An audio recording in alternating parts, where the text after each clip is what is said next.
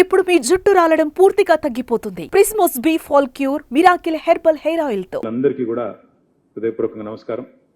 Comrade Sitaram గారికి మరొకసారి మా పార్టీ తరఫున కూడా హృదయపూర్వకంగా వినమ్రంగా వారికి జోహార్లు అర్పిస్తూ, పదవుల చుట్టూ పరిభ్రమించే ఈనాటి రాజకీయాల్లో మరి స్థిరంగా సిద్ధాంతం చుట్టూ నిలబడ్డ నిబద్ధత ఉన్న నాయకుడు గౌరవనీయులు శ్రీ సీతారాం యేచూరి గారు.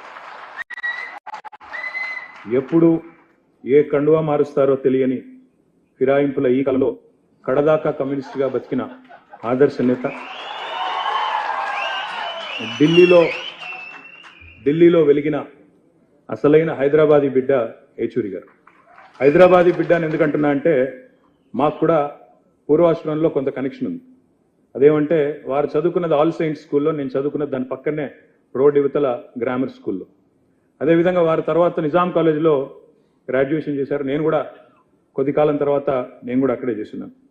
కాబట్టి అందుకే హైదరాబాద్ బిడ్డ అనే మాట వాడతాను. ఓట్ల రాజకీయం వేరు, ప్రజల రాజకీయం వేరు. మేము ఓట్ల రాజకీయంలో వెనుకబడ్డా, ప్రజల కోసం జరిగే పోరాటంలో మాత్రం ముందున్నాం, ప్రజల మనసులో ఉన్నామని ఆయన ఒకసారి చెప్పిన మాట నాకు బాగా గుర్తున్న మాట. నాయకులుగా, పాలకులుగా ఉండి పోరాటాలంటే తెలియని వారు ఎందరో ఉండొచ్చు. ప్రజలంటే కేవలం ఓటు బ్యాంకులుగా మాత్రమే చూసేవారు ఇంకెందరో ఉన్నారు. కానీ ఉన్నత చదువులు చదువుకున్న ఒక కుటుంబంలో, స్వయాన మేనమామగా ఒక ఐఏఎస్ ఆఫీసర్గా ఉన్న ఒక కుటుంబంలో పుట్టి, అణగారిన వర్గాల కోసం ప్రశ్నించే గొంతుకగా ఎదిగిన వ్యక్తిత్వం చాలా గొప్ప విషయం అని చెప్పక తప్పదు. పోరాటాల నుండి వచ్చిన నాయకత్వానికి ప్రజల కష్టం, సుఖం, దుఃఖం తెలుస్తుందంటారు. అలాంటి వారిలో యేచూరి గారు ఒకరిని నేను బలంగా నమ్ముతాను. తిట్లు, బూతులు, రోత మాటలు రాజకీయంగా చలామణి అవుతున్న ఈ రోజుల్లో యేచూరి గారి హుందాతనం ఒక అద్భుత పాఠం భవిష్యత్ రాజకీయ నాయకులకనే మాట కూడా చెప్పక తప్పదు. ఎమర్జెన్సీ చీకటి రోజుల్లో, జైలు జీవితం తర్వాత భారతదేశంలో ఆనాడు అత్యున్నత స్థానంలో ఉన్న శ్రీమతి ఇందిరాగాంధీ గారి ముందు నిలబడి ఒక సామాన్య విద్యార్థి నాయకుడు ఒక్క మాట కూడా తణుకకుండా మీరు రాజీనామా చేయండి అని మాట్లాడాలంటే ఎంత గుండె ధైర్యం కావాలో ఒక్కసారి ఆలోచించమని చెప్పి నేను కోరుతాను. రాజ్యాంగాన్ని రాజకీయాల కోసం అపహాస్యం చేస్తున్న ఈ రోజుల్లో నిజంగా రాజ్యాంగాన్ని బలంగా నమ్మిన, త్రికరణ శుద్ధితో నమ్మిన వ్యక్తి సీతారాం యేచూరి గారు.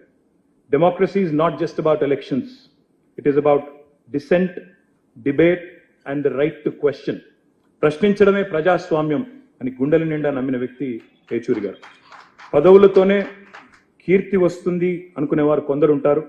కానీ పదవులు లేకున్నా ఐడియాలజీ, ప్రజా సమస్యల పట్ల అవగాహన, పనిచేయాలన్న తపన, నిత్యం ప్రజా సంక్షేమం కోసం పనిచేసే ఆలోచన, నిత్యం కొత్తది నేర్చుకోవాలి అనే ఒక అభిలాష ప్రజల మనసులో చిరస్థాయిగా, చిరంజీవిగా నిలబడేలా చేస్తుంది అనడానికి యేచూరి గారి జీవితం ఒక ఉదాహరణగా నేను భావిస్తాను. మా పార్టీలు వేరు కావచ్చు, మా సిద్ధాంతాలు వేరు కావచ్చు. మీరు గతంలో తెలంగాణ రాష్ట్ర ఏర్పాటు విషయంలో భిన్నాభిప్రాయాన్ని ప్రకటించవచ్చు. వారితో నాకు పరిచయం కూడా తక్కువే కావచ్చు. కానీ ఉద్యమాల నుంచి వచ్చిన బిడ్డలుగా మా బంధం రక్త సంబంధంగానే ఉంటుంది. తప్పకుండా ఆ భావన మాలో బలంగా ఉంది. బతికున్నంత వరకు ప్రజల కోసం బతకటమే కాదు, చనిపోయాక కూడా తన దేహాన్ని భవిష్యత్తులో ఈ దేశ ప్రజానీకానికి వైద్యం అందించే డాక్టర్లకు ఉపయోగపడాలనే యేచూరి గారి ఆశయం చాలా గొప్పది. వారు గొప్ప మాట చెప్పారు, when democracy is threatened, silence is complicity.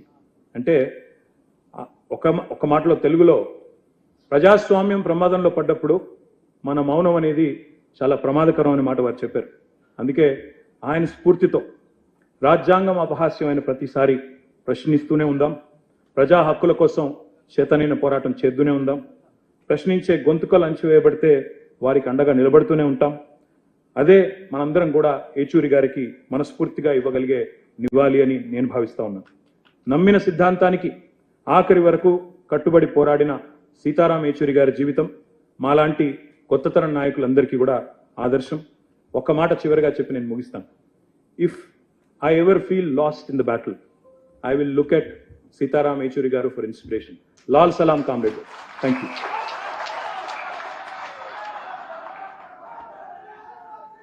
Suman టీవీలో మీ పర్సనల్ అండ్ బిజినెస్ ప్రమోషన్స్ కోసం కింది నెంబర్కి కాంటాక్ట్ చేయండి.